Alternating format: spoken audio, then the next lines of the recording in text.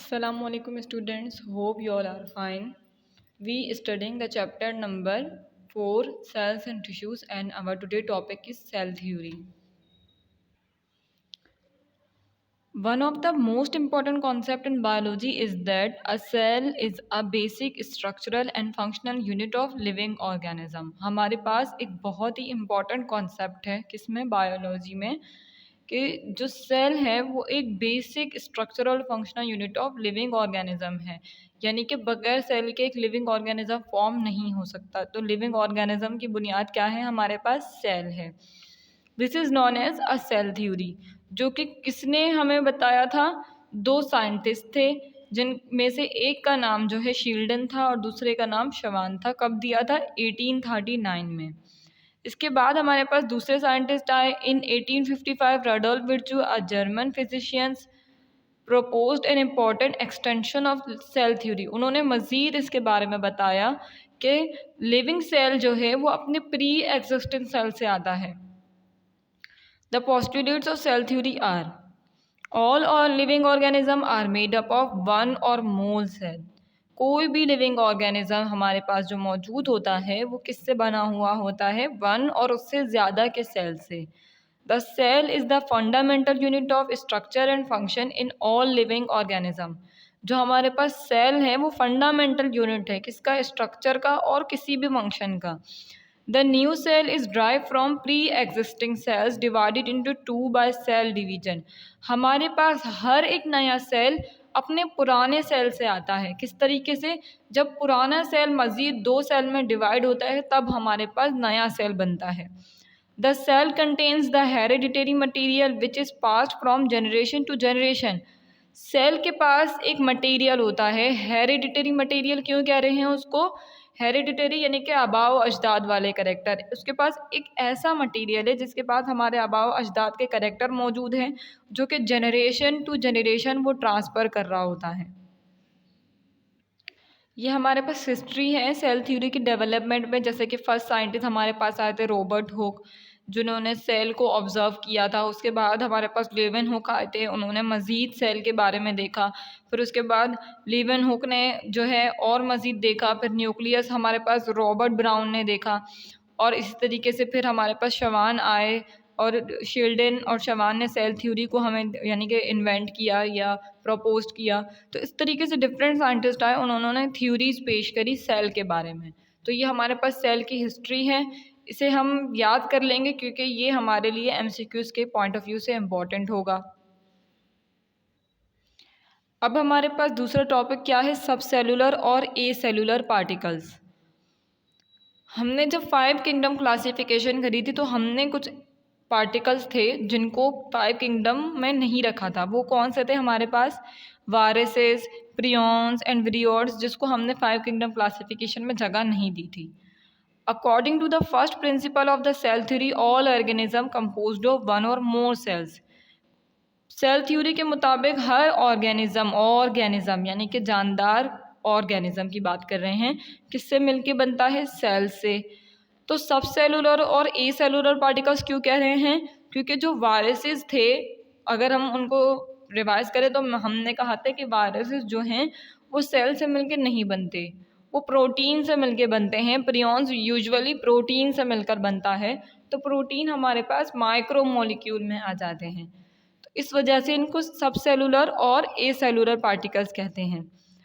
Are not compose of cells, cell से मिलकर नहीं बनते। Rather than they are cellular or A cellular particles, इसलिए उनको पार्टिकल्स कहा जा रहा है। They do not run any metabolic activity. अब मेटाबॉलिक एक्टिविटी क्या है हमारे पास? जैसे हमारे बॉडी में मेटाबॉलिक रिएक्शंस हो रहे होते हैं, तोड़ फोड़ हो रही होती है, रिएक्शंस बनते हैं, टूटते हैं, नए मॉलिक्यूल्स प्रोड्यूस होते हैं, तो उनमें ऐसा कोई फंक्शन नहीं पाया जाता क्योंकि उनके पास सेलुलर ऑर्गेनाइजेशन ही नहीं होती। As they show some characteristic of living organisms, वो लिविंग ऑर्गेनिजम्स के करेक्टर शो कर रहे होते हैं। ये भी हमने पढ़ा था। कैसे? क्योंकि जब वो किसी बॉडी में आ जाते हैं, किसी होस्ट सेल में आ जाते हैं, तो वो उसकी न्यूक्लियस को कंट्रोल करते हैं, और किसी भी इंसान के अंदर आने के बाद वो उसका मेटाबॉलिक जो है ना करेक्टर यूज़ कर रहे होते हैं, न्यूक्लियस पे पूरी तरीके से हावी हो जाते हैं और न्यूक्लियस को ऑर्डर दे रहे होते हैं, जिसकी वजह से वो उसके लिए रिएक्शन परफॉर्म कर रहा होता है, जिससे उनके नंबर में इंक्रीज़ हो रहे होते हैं। तो they increase in number and can transmit their characteristic to the generation. वो लिविंग सेल में यानी कि किसी और होस्ट बॉडी में इंटर होने के बाद अपने नंबर को इंक्रीज करते हैं और फिर जो उनके करेक्टर होते हैं वो नेक्स्ट जनरेशन में भी ट्रांसफ़र होते हैं। अब हम सेल की बात करते हैं तो cell are the basic unit of organisms and all tissues and organs are composed of cells. हमने कहा था कि सेल्स मिलते हैं तो एक फंक्शन परफॉर्म होता है और फंक्शन परफॉर्म एक जैसा होता है तो टिश्यूज़ फॉर्म होते हैं, टिश्यूज़ फॉर्म होते हैं तो हमारे पास ऑर्गन्स कंपोज्ड होते हैं। There are different types of cells. हमारे पास मुख्तलिफ टाइप्स ऑफ सेल्स होते हैं। हमने दो सेल की बात करी थी, एक प्रोकैरियोटिक सेल की बात करी थी और एक यूकैरियोटिक सेल की बात करी थी। तो eukaryotic cells have a proper nucleus. You का मतलब हमने कहा था कि वेल ट्रू न्यूक्लियस, तो उनके पास प्रॉपर न्यूक्लियस होता है जिसमें मेम्ब्रेन बाउंडेड ऑर्गेनीज होती हैं।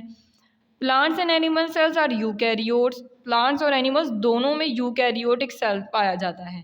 Plant cells are generally a cubical shape while animal cells are usually spherical. जो प्लांट के पास सेल होते हैं वो क्यूबिकल शेप में होते हैं और जो एनिमल के पास सेल होता है वो गोल शेप में या स्फेरिकल शेप में होता है। Plant cells and animal cells have evolve different organelles perform specific function.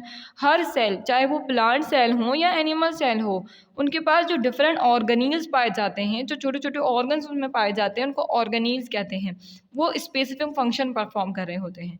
The activity of an organism depends on the total activity independent cell.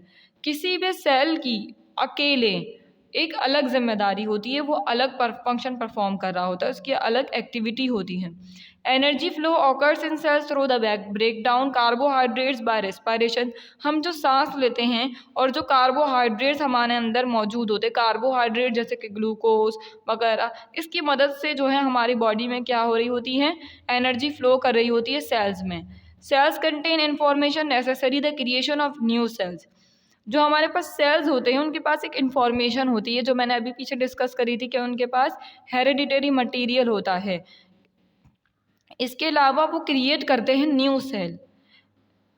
New cell create करते हैं यानी कि एक सेल मज़ीद डिवाइड होकर नया सेल बनाता है। तो this information is known as hereditary information and is contain within DNA. हमारे सेल या हमारे न्यूक्लियस में जो डीएनए मौजूद होता है वो करैक्टर या वो मटीरियल उसके पास मौजूद होता है। उस मटीरियल या उस इंफॉर्मेशन को हम हेरिडिटरी इंफॉर्मेशन कह सकते हैं। The contents of cell from similar species are basically same. किसी सिमिलर स्पीशी में सेम सेल्स यूज़ हो रहे होते हैं या बेसिकली सेम सेल्स होते हैं या उनके कॉन्टेंट सेम होते हैं। Comparison between prokaryotes and eukaryotes. Organisms whose cells have a membrane bounded nucleus are called eukaryotes। कह रहे हैं कि वो ऑर्गेनिज्म जिनके पास सेल मौजूद है और सेल के ऊपर एक मेम्ब्रेन बाउंडेड न्यूक्लियस है। सेल में क्या है, मेम्ब्रेन बाउंडेड न्यूक्लियस है, न्यूक्लियस पर मेम्ब्रेन बाउंडेड है, तो वो सेल्स क्या कहलाएंगे, यूकैरियोट्स। यू का मतलब हमने बताया था कि वेल और ट्रूली, और कैरियोन का मतलब हमने न्यूक्लियस बताया था। Organisms whose cells do not have a membrane bounded nucleus। वो ऑर्गेनिज्म जिनके सेल्स में जो न्यूक्लियस है वो मेम्ब्रेन बाउंडेड नहीं है, वो प्रोकैरियोट्स कहलाते हैं।